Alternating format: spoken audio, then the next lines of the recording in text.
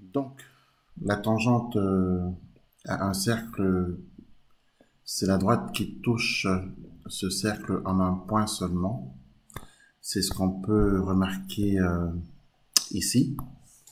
Donc, on a la droite effectivement jaune que je vais repasser en vert, qui est en fait la tangente au cercle C.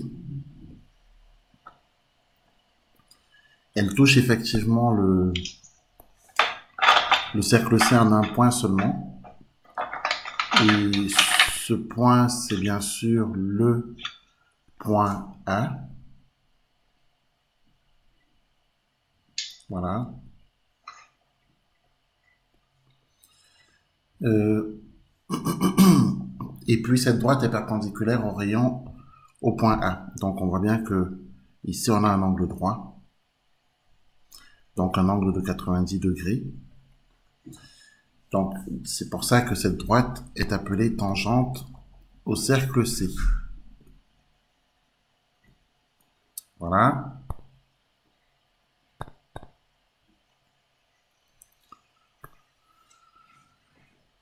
Donc dans la partie A, il fallait justement citer la définition de la tangente à un cercle, c'est fait. Ensuite, petit 2, on nous donne, alors soit C, un cercle de centre O, c'est ce cercle qu'on a construit, de rayon R. On est bien d'accord que le rayon ici, c'est la distance du point O au point A, que je peux représenter d'ailleurs ici. La distance du point A au point O, c'est le rayon. Donc c'est le rayon petit r. C'est pour ça qu'on peut écrire que la distance OA est égale au rayon. Ensuite, donc soit A un point de ce cercle, c'est fait, on a placé le point A. D'après la définition, écrire une méthode permettant de tracer la tangente au cercle C passant par le point A. Deux instructions suffisent. Eh bien, puisque deux instructions suffisent, on peut prendre par exemple cette méthode. On trace le cercle C de centre O et de rayon OA. D'accord. Première instruction. On trace le cercle C de centre O et de rayon OA. Puis, deuxième instruction, la droite qui est perpendiculaire à OA, au point A, de tangence. Voilà. Donc, voici la deuxième instruction. Et cette droite est effectivement la tangente AC en A. Donc, deux instructions ont suffi ici pour expliquer une méthode, enfin du moins écrire une méthode permettant de tracer la tangente au cercle C passant par le point A. Ok? Voilà. Donc du coup, moi je te recommande cette instruction, celle-ci.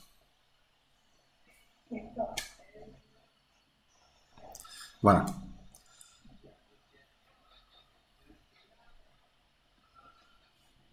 Donc traçons le cercle, on trace le cercle C, le centre O et de rayon OA. Puis la droite qui est perpendiculaire au A au point de tangence. Terminé. Dans les deux instructions, elles sont précisément là. Donc la première instruction, la voici.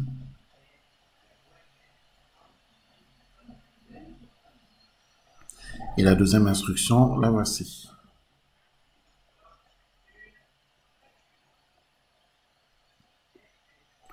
Donc, voilà.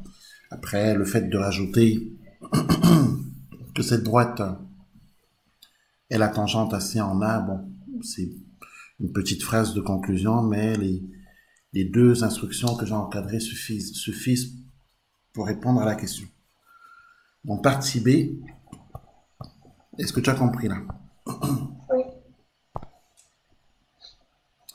Partie B, on nous demande de nous placer dans un repère orthonormé, OIJ. Alors, on va refaire la figure ici à droite, d'accord?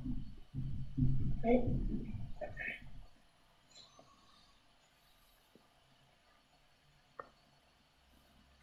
Donc, plaçons-nous effectivement dans un repère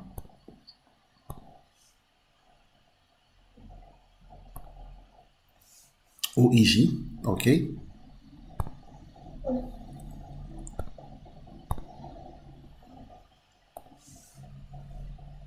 Alors, voici pour moi le point O. Donc, I, J. On peut tracer notre repère OIJ.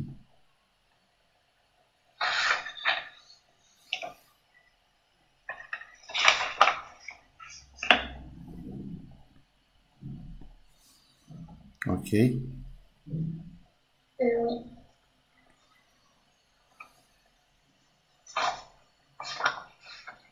J'arrive, je vais chercher des feuilles petits carreaux. Très bien, je t'attends. Il n'y a pas de souci. D'accord, merci.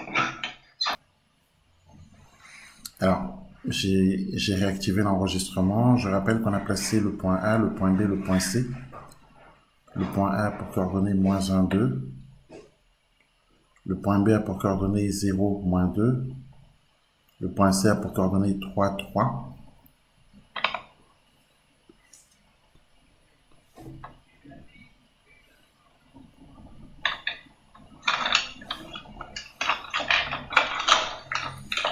Voilà pour la figure. Est-ce que c'est un peu plus clair là? Oui, là c'est plus clair. Donc ensuite, alors juste un instant.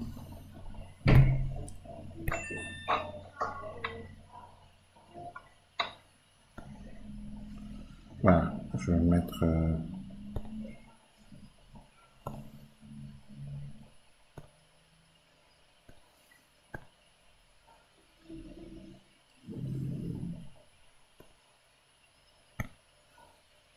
voilà, on va se mettre plutôt sur cette couleur.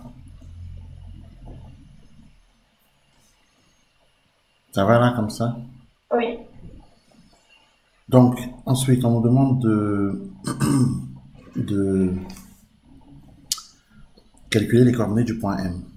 Donc le point M est le milieu du segment BC. On avait calculé les coordonnées du point M déjà, ici. Donc on avait écrit que soit M,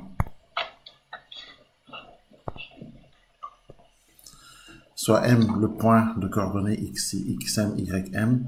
Alors xm ici est égal à xb plus xc divisé par 2. Et ym est égal à yb plus yc divisé par 2. Je l'ai écrit ça normalement. Oui. Donc ça fait 0 plus 3 divisé par 2, ça fait 1,5. D'accord? Oui. De l'autre côté, moins 2 plus 3 divisé par 2, 0,5. Ok? Oui. Donc le point M a pour coordonnées 1,5, 0,5. Donc on va placer le point M, 1,5, 0,5. D'accord? Oui. Donc 1,5, 0,5, le point M se trouve ici. D'accord. Et il est le milieu du segment BC. Du coup, je vais retracer mon segment BC pour qu'il soit beaucoup plus... Alors, segment BC, le voici.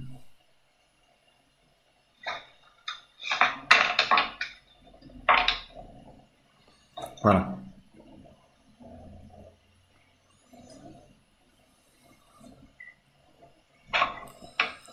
Et du coup, on peut coder la figure, hein, pourquoi pas.